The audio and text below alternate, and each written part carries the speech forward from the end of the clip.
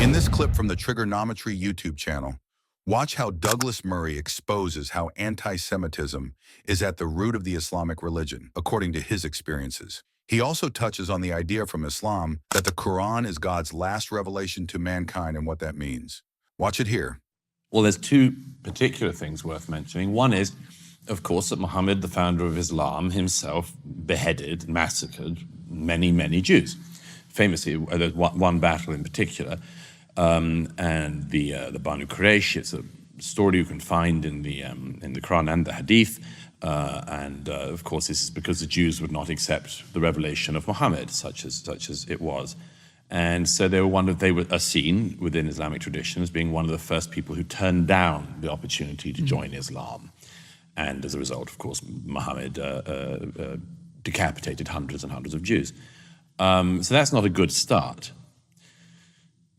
But there's a bigger thing, I think, within the Muslim world, which is worth mentioning, which the late Bernard Lewis pointed out on a number of occasions, which is the great problem within Islam when it comes to not just Judaism, but the wider non-Islamic world, is that the Muslim religion claims to be the last revelation from God to man, which, as we all know, is a very large claim to make.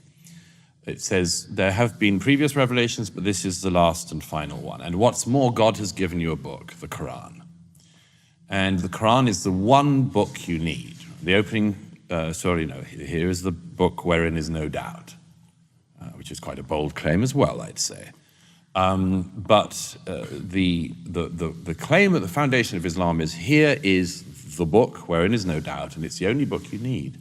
And it's the final word from God that man will ever have. Now, if you are the recipients of this book, the people who end up either converting or being forced to convert to Islam, and eventually the areas that Islam takes over by force, if you are somebody who's brought up in that tradition, you would think that being the recipient of the final revelation from God, you would be in a just tip-top situation. You know, you would imagine that, well, this is going very well. We've got the final revelation from God. What's not to like? What's not on our side? Now, Douglas goes to the present and explains how Muslims realize that things are pretty bad, even though they presumably have the amazing last revelation from God. And then several things happen in the millennia since, which is, first of all, many, many Muslims realize that despite having the final revelation from God, things don't seem to be going very well. Until oil is discovered in certain parts of the Middle East, most people live in total destitution. The discoveries and enlightenments of Europe largely passed the Muslim world by. This shouldn't be exaggerated. Certain parts of the Muslim world, of course, give the Western world certain parts of what becomes the Western European tradition. So there were times of interplay. There were times of mutual learning. And now, of course, everyone looks back at them, or many people look back at those times with nostalgia. Nevertheless, in the main, the Muslim world cut itself off from the rest of the world and didn't care to learn from the rest of the world, didn't improve the economic conditions of its people, totally failed to create societies anything like as successful as, for instance, European societies. And therein a question arises, which is, if we are the recipients of the final revelation, why is everything so awful where we live? This next part is really important. Douglas connects this to and explains the Jew hatred found and shared across the Islamic part of the world. And then you have the additional thing, which is, and how come the Jews return or re-establish of course, many Jews are already living in the area that's now Israel, but already lived there, but many others come from other parts of the world, including from the Middle Eastern countries where they're chucked out by the governments in 48 and so on. The Muslim world sees this tiny, tiny bit of land, which, among other things, is the only bit of the Middle East that doesn't have any oil. And they make of it a much more successful country than any of the countries around.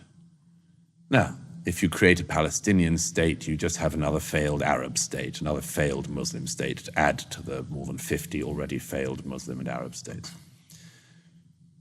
What is the explanation that the Jews who refused the Prophet's invitation to Islam are still here, have this tiny bit of land, and make all of these discoveries and other things that show themselves to be so successful?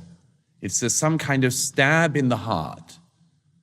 And instead of saying, we're doing this wrong, the thing is, the Jews are doing something right, and that must mean that they've rigged the game.